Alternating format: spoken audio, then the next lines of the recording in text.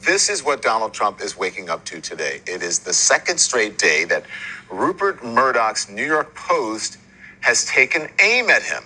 One, for context, who is Rupert Murdoch and why do we care that Rupert Murdoch is taking aim at him? He is one of the billionaires who controls the Fox News disinformation apparatus.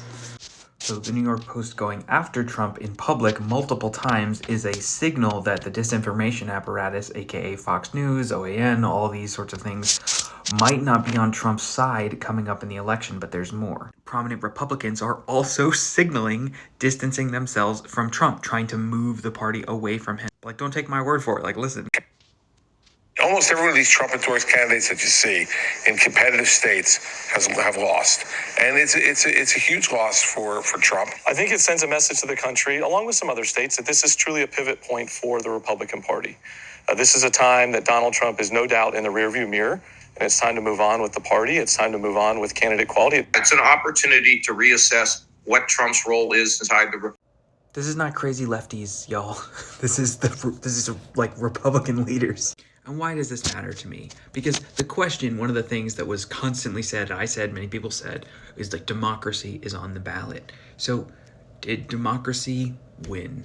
I have a master's degree in applied ethics, and I am the most wet blankety hair splitty person when it comes to like strict binaries and whatever. But I think we can declare victory for one reason, and it's this.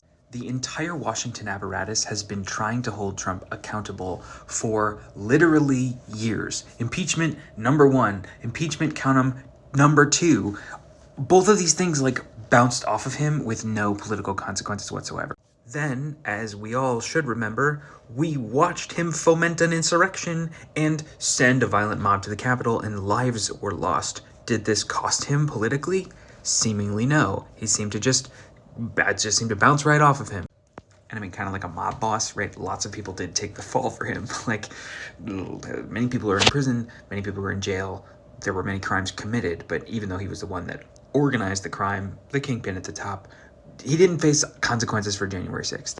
So, call me an idealist, but where the Washington apparatus failed to hold him accountable, the voters are holding him accountable. It's taking a long time. It's messy. It's taking a lot of work.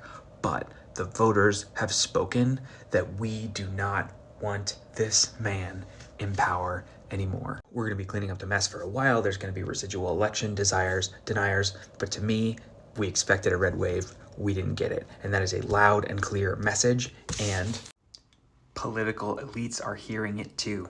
And they are signaling that it's time to move on.